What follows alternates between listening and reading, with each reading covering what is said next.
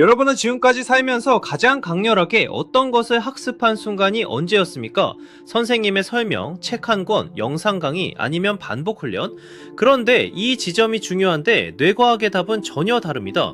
인간이 특정 자극에 가장 빠르고 가장 오래 단 한 번만의 행동을 완전히 바꾸도록 학습되는 경우는 바로 역한 냄새를 맡았을 때라는 겁니다.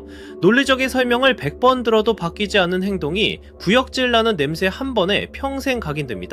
오늘은 그 이유를 뇌 구조에서 진화의 역사까지 같이 뜯어보겠습니다. 우선 냄새가 뇌에 도달하는 경로부터 짚어야 합니다. 시각정보, 청각정보, 촉각정보는 모두 예외 없이 시상이라는 중간 관문을 거쳐 대뇌피질로 전달됩니다.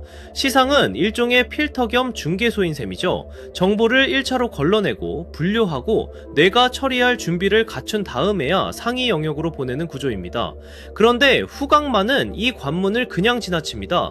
코의 후각 수용체가 화학 신호를 감지하면 후각망울을 통해 곧장 편도체와 해마로 연결되는 변연계 회로에 직통으로 꽂히는 구조입니다.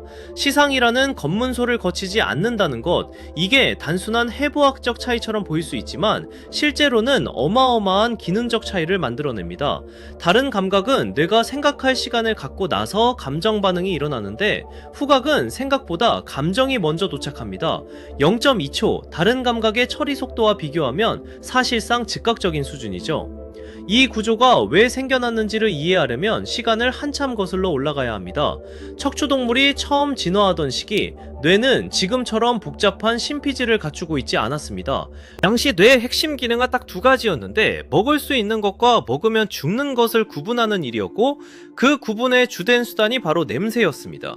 먹어보고 배탈이 나면 그 냄새를 평생 피해야 했습니다. 시각처럼 멀리서 판단하거나 청각처럼 방향을 가늠하는 감각과 달리 후각은 생존과 직결된 화학 정보를 즉시 감정과 기억으로 전환해야 했던 겁니다. 그래서 시상이라는 느린 중계 과정 없이 감정과 기억 중추에 직접 배선이 되어버린 구조가 굳어진 거라고 봐야 합니다. 수억 년의 진화가 만든 최단 경로인 셈이죠. 그렇다면 역한 냄새는 공포기억과 비교했을 때 어느 쪽이 더 강하게 남을까요? 상식적으로 생각하면 공포가 더 강력하지 않겠냐고 생각할 수 있습니다. 그런데 한꺼풀 벗겨보면 전혀 다른 이야기가 나옵니다. 2024년 학술지에 발표된 연구를 포함해 여러 실험에서 혐오 감정과 결합된 기억은 공포와 결합된 기억보다 더 정확하게 회상되고 소멸에도 더 강하게 저항한다는 결과가 반복적으로 나왔습니다. 공포기억은 반복적으로 안전한 환경에 노출되면 점차 약해지는데 혐오기억은 그 소거 과정 자체가 훨씬 느리고 불완전합니다. 뇌과학적으로는 편도체 중앙핵에 있는 PKC 델타세포라고 불리는 특정 신경세포 집단이 이 혐오학습 과정에서 핵심 역할을 하는 것으로 밝혀져 있습니다. 잔인한 말이지만 뇌 입장에서는 혐오가 공포보다 더 쓸모있는 기억이기 때문에 더 강하게 붙잡아두는 겁니다. 이 원리를 가장 극적으로 보여주는 사례가 바로 가르시아 효과입니다. 심리학자 존 가르시아가 처음 체계적으로 규명한 이 현상은 특정 맛이나 냄새를 경험한 이후 구역질이나 복통 같은 불쾌한 신체 반응이 뒤따르면 단 한 번의 경험만으로도 수년에서 수십 년 동안 그 맛과 냄새를 피하게 되는 학습 효과를 말합니다. 게다가 이 학습에는 조건 형성의 일반 법칙이 요구하는 자극과 반응 사이에 짧은 시간 간격이 필요하지도 않습니다. 냄새를 맡은 뒤 몇 시간이 지나 구역질이 갔더라도 뇌는 그 둘을 연결합니다.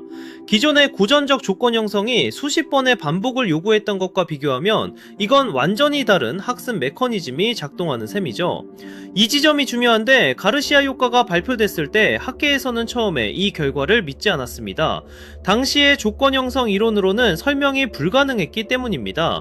결국 연구는 학회에서 거부당했다가 훗날 재평가되었는데 그만큼 이 메커니즘이 기존 학습 이론의 틀을 완전히 벗어난 것이었습니다. 그렇다면 왜 몸은 구역질이라는 격렬한 반응까지 동원하는 걸까요? 단순히 불쾌감을 표시하는 수준이 아닙니다. 구역질과 구토는 독소를 몸 밖으로 빠르게 배출하기 위한 방어 반응인 동시에 이후에 같은 독소에 다시 노출되지 않도록 그 냄새와 맛 정보를 강력한 회피 신호로 뇌에 등록하는 이중 기능을 합니다.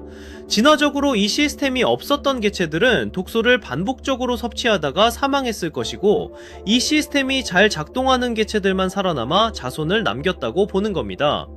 한편 행동 면역계라는 개념도 이와 맞닿아 있는데, 실제로 독소나 감염원에 노출되지 않았더라도 그것과 연관된 냄새나 외관만으로 혐오 반응이 촉발되는 시스템이 따로 진화했다는 이야기입니다. 즉, 상한 음식을 먹기 전에 냄새만으로도 먹지 않게 막는 1차 방어선이 존재하는 겁니다. 그런데 이 강력한 각인 메커니즘은 좋은 기억에도 작동합니다. 특정 냄새가 어린 시절의 감정까지 생생하게 되살리는 현상, 이른바 프루스트 효과가 대표적입니다. 프랑스 작가 마르셀 프루스트가 홍차에 적신 마들렌 과자 냄새 하나로 어린 시절 전체가 밀려왔다고 묘사한 데서 이름이 붙은 이 현상은, 후각이 단순히 기억을 불러오는 게 아니라 그 기억에 동반된 감정까지 함께 꺼내온다는 데 특징이 있습니다. 미국 모넬 화학감각연구소의 연구에 따르면 시각이나 청각 자극보다 후각 자극이 감정적으로 더 선명한 기억 회상을 유도한다는 결과가 나와 있습니다. 그러나 불편하지만 사실이 그렇습니다. 이 동일한 메커니즘은 부정적인 냄새 기억에서는 훨씬 더 강하게 작동합니다. 외상 후 스트레스 장애 환자들이 사건 현장의 냄새에 노출됐을 때 극단적인 회피 반응을 보이는 것도 같은 회로가 생존 신호로 각인된 결과라고 봐야 합니다. 마지막으로 한 가지 역설적인 사실을 짚고 마무리하겠습니다. 후각은 기억 중추와 가장 긴밀하게 연결된 감각이지만 알츠하이머 치매가 시작될 때 가장 먼저 손상되는 감각이기도 합니다. 알츠하이머 환자의 90% 이상이 후각 상실을 경험하는데, 이것은 기억을 저장하는 해마 주변 회로가 무너지면서 후각 망울이 직결된 변연계 네트워크가 함께 망가지기 때문입니다.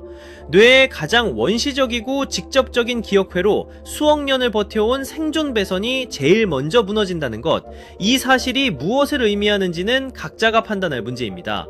다만 우리가 일상에서 무심코 맡는 냄새들이 뇌 안에서는 단순한 감각 자극이 아니라 생존과 감정과 기억이 한꺼번에 엮인 신호로 처리되고 있다는 것은 분명히 기억해둘 만하지 않나 싶습니다.